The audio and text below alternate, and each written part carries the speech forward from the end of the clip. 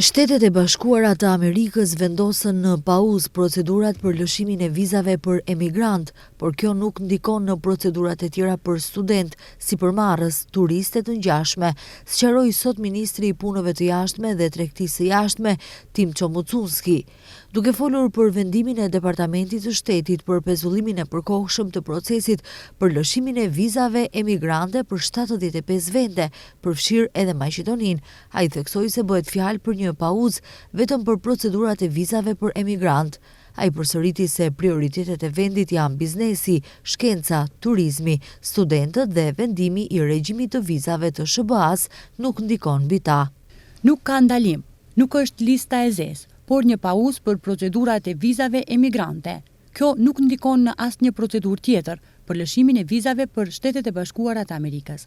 Nëse jeni një sipërmarrës që dëshironi të udhtoni në SBA, mund të aplikoni lirshëm për vizë, theksoi Mucunski duke nënvizuar se kjo vlen edhe për studentë dhe turistë.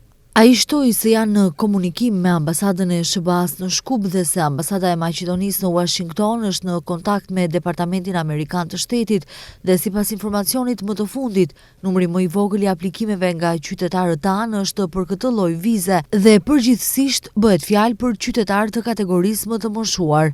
Departamenti Amerikan i Shtetit do të ndalojë përkohësisht përpunimin e vizave emigruese për qytetarët e 75 vendeve, mes të cilave edhe Maqedonia. Ambasadat dhe konsulatat amerikane do të refuzojnë aplikimet për viza emigruese gjatë kohës zgjatjes së rishikimit të procedurave të verifikimit dhe vlerësimit të aplikantëve.